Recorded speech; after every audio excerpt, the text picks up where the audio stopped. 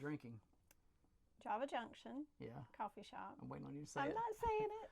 I know we get it right. Papua New Guinea. Yeah. That's why I didn't say it. That's why. But anyway, it's from Java Junction. We're in Brockport, New York. Yep. This is espresso here, but anyway, the other was single origin. It's good. We actually bought it for Chris to send to him, and we thought, well, we better try it. Yeah, better try it before we mail it all the way to Oregon. Yeah, and we're on the last of the bag now. Yeah, we decided we'll go buy him some more. Yeah, we'll run up there today and get some. So anyway, it's been good. So I was also going to say, this is where last year we kind of made fun of some coffee. And, and then we were kind of called out for it. We tried Tim Hortons for the first time up in this area in Brockport. Mid. And Cindy said it was mid, and of course then we got immediately called out. So, but anyway, I still stand by it. I just speak the truth. All right. So we, as we mentioned, we had a big trip out west in the spring. So after Memphis lectureship, the end of March, we took off to go out west. Made it to 16 congregations, I think 11 states, and just trying to, the purpose of that 3-month period was basically just trying to get to as many congregations out west to introduce ourselves and the 416 work, and let them know we're available, we can help, and to talk with them about some ideas, that might be in the future we're able to help. And so we're scheduling with some of those congregations and trying to make plans with them to be able to go back and work for maybe a couple weeks at a time to do some specific works. But anyway, that was the main focus of that 3-month period especially. And after that, the summertime brought both PTPs, in July and then in August. Catching up with family and friends. Being gone that long and trying to go, see all the family that we could see during that time, and so see our grandbabies. See some grandbabies as well, and their parents. That too. That too. But anyway, Anyway, we were able to catch up with some family through the summer, and then we kind of got back on the road, and we've been. Now that we're in Brockport, we're actually going to kind of back up in time. Yeah, so we'll just do things a little differently. From here. So obviously we were here last September, so it's been over a year since we've been here, and the congregation has grown. Yeah. And especially, it's been great. Especially in the last 2 months, they've had 5 converts. So it's so exciting to see just the new life. And we had a fellowship meal yesterday after services, and it was packed in their little fellowship hall. They're going to have to add a table. Such a good problem. Absolutely. So that was pretty exciting to see that with them. And then Saturday I got to meet with the men. They had their business meeting, but they wanted to ask me some questions and kind of pick your brain. They said pick my brain. That's pretty shallow well they're digging in. But anyway, but we were able to meet together and to talk about the work and some different ideas, and to hopefully help them. And then we obviously we're still trying to work out with the Forest Hill Youth to be able to come up and do a VBS up here in a campaign. And so we weren't able to get that all lined up logistically this past summer, so we're hoping either spring or summer to come in 26. And we'll come with them, and we'll be back up here for that. Come before, during, and after. Yeah. So we'll stay for at least 3 weeks. Yeah. And so that's I don't know if everyone knows that, but that's what we're willing to do. Yeah. If you have a campaign that you need help with, or VBS or anything, we can stay for not just the week of or the weekend, but we can stay before and after and help. Yeah. And I think we mentioned before, when we were up here before, we're a little over an hour from Niagara Falls, just outside of Rochester, New York. So we're in northwestern New York, 15, 20 minutes from Lake Ontario. So it's a beautiful country, beautiful area. We were supposed to be hitting in fall, and it's been pretty, but they got a lot of rain and wind yesterday, and so all the leaves are blowing away. What leaves had changed, they're blowing away very quickly, and so the congregation here, it's very exciting because they're also with that many new converts, they're looking, okay, well, what do we need to do? New converts class, having some material specifically for that. And so we were able to kind of recommend some works for that to help them out. But also just looking at, the dynamic of the congregation is going to change a good bit too. There was a lot of younger life brought in, through these new converts. And so they're excited about that. New families. And so, Some younger families with kids, and so that's going to always bring just life in the congregation. Absolutely. It'll be really fun. And yesterday, so it is, by the way, October 20th, and so yesterday, Sunday, I got to speak on comfort and edification, and so kind of from 1 Thessalonians 5 and verse 11, and of course, since we've been here before, we're just trying to build on what we've already been working on with them, and so with the new people, they need to get connected and find their place in the church, in the kingdom, and so that was a perfect sermon. I loved the just getting connected. That worked well. Before we were here, so going back in time, we were in Indiana, PA. So we were in western Pennsylvania, just outside of Pittsburgh there. Yeah. And got to catch up with Gordon and Claudia Wells. They were a year after us in Memphis. They were second years when we were And so we got to meet them then and try to keep up with their works. They went back to Cape Town for a little while. So they're from South Africa. And of course, then they came back to the States and are working and doing a great job. And they have found a home there and they love it. Yes. And we got to mooch camp. Yeah.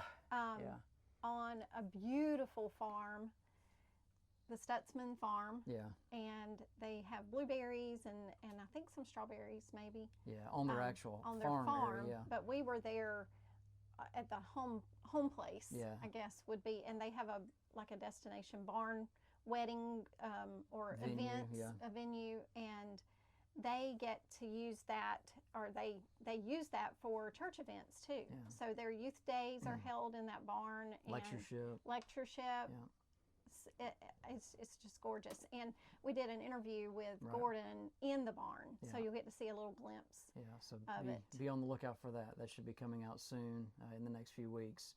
And so we're in the editing process for all of those videos, and so we'll be catching all those up. This one will come out first, and then we'll get those others out. Yeah. And what's interesting is, of course, that's Indiana Church of Christ, Indiana, Pennsylvania. Not too confusing at all. We were confused a little bit, but it's really a good congregation, and they're growing, and they have a lot of excitement in that congregation as well. And so they had gone over 100, I guess, for the first time. I think is what they had mentioned. So that was exciting for them. And they have elders there. They're working, and so this is just a very vibrant congregation currently. And so a good sound congregation in western Pennsylvania. And again, we mentioned they have a youth day, they have a lectureship, and so Ladies' Day, and so you can check them out. We'll make sure we have all of their links to their congregation and their Facebook page, and so you can check them out. And of course, part of the reason that we do this and talk about those congregations is so that if you're traveling, you can stop by, you can visit, you can encourage them as well. It's always the case, and you know this, that anytime a visitor comes in the door, I mean, that's just a shot in the arm. Yeah. It always so is. Encouraging. And especially when you meet brethren from other places, and you get to see the church is a lot bigger than you are, because sometimes you get in some of these works, they begin to feel like they're out there by themselves doing that work, and someone comes from someone else, and they're, it's just a huge encouragement. I know one of the ladies there was from Arkansas, and she said it made her feel like home hearing Wayne's voice, because he's got a little Southern in him, and Gordon does not. He says he's from the South. The true South, it's South Africa, so But anyway, little south of the Mason-Dixon line, we'd say, but anyway. It was so great to feel like we were part of their family already. Just being there that weekend or the week, and and staying there at their home place. The Stutzmans had their family in, and they're members of the church, and so we got to meet all of those. Yeah, from they were kind of all over the place. They were all catching up, and they're like, "Hey, we're having pizza on the porch. Come join us," because we're mooch camping on the back part of the property, and they're like, "Hey, come up and hang out." They invited us like we were part of their family, and we appreciate and that. So that was very awesome. So, but anyway, that was Indiana, Pennsylvania. Yes, and then going back from there, we were at a marriage seminar at the beginning of the month. Yeah.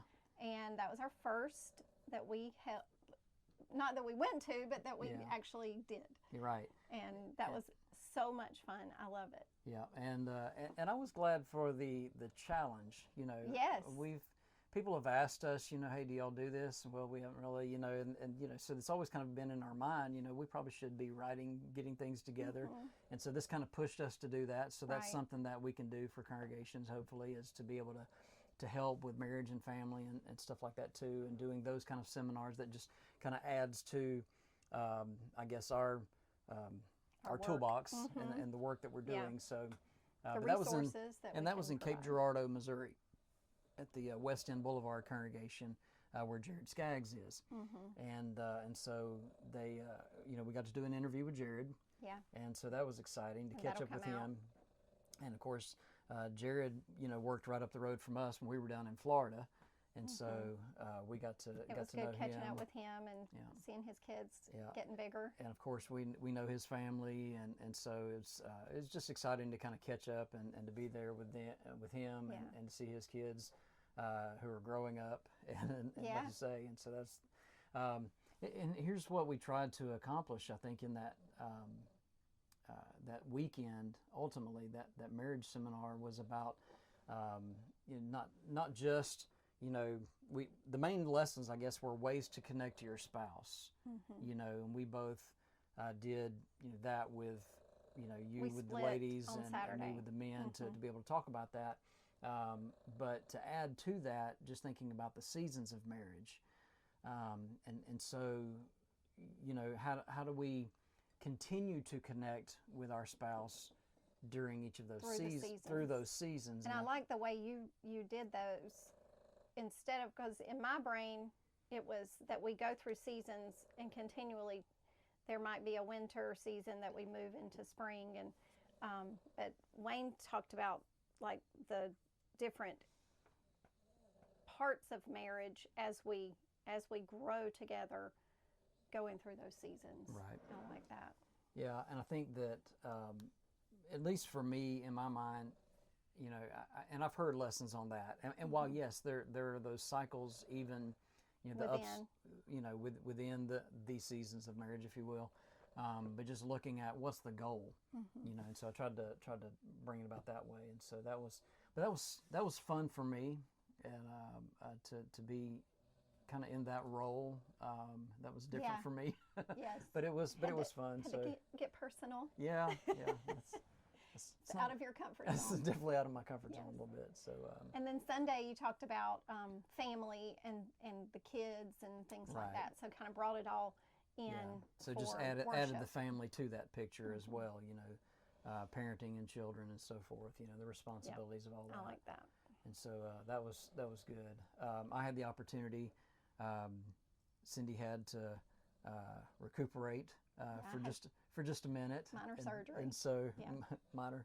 I guess it's minor when someone else has it. Yeah. But anyway, so I went to Clay City, Indiana, and we had a good friend of ours reach out to us, Aaron Cameron, who we've known since Jacksonville, Florida, and him and Sarah, and so I got to catch up with them, and hoping to get to go back up there soon. But they're in a transition where they're starting to look for a new preacher, and so their preacher's retiring. Their preacher is retiring, and so it just gave me an opportunity to go there and to meet the congregation, to talk with those elders and talk with their committee and find out what it is they're looking for in a preacher, and to give them some suggestions and ideas on that. Not just the approach of trying to get a new preacher, but making sure that they have an idea of what they are looking for, right? And maybe on preacher's behalf, maybe some things that'll be beneficial for the preacher coming in, so that he's encouraged to stay. Yes. And so their last preacher has been there for quite a while, and so that's a good sign. And so that will be certainly something, and we'll. But they were inquiring. Yes. Like, what can we do? Yeah.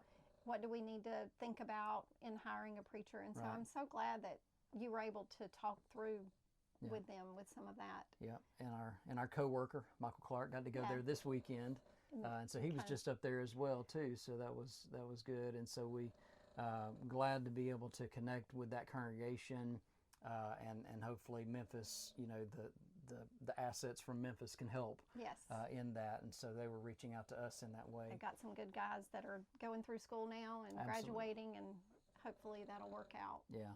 And by the way, our dog Maddie, if you follow us at all, we have a Boston Terrier, and they are prone to snore, and so she's right over there, and she's being really good, but she is snoring. So if you hear something, that's what it is. It's this low rumble in the background. Yeah. It's a constant in our life.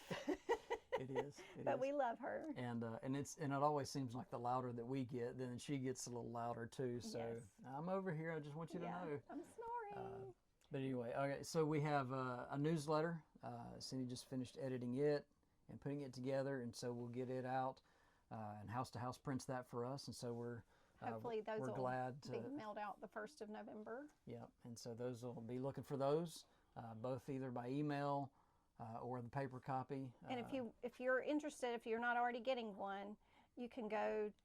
We'll put our QR code. You can follow the link tree for that, or you can email us. We'll put all information and Facebook messages, text if you have my phone number, whatever. Facebook, Instagram. Just send us a message and we'll make sure we get you on the list. If you want a paper copy, we're happy to do that. Just give us your address.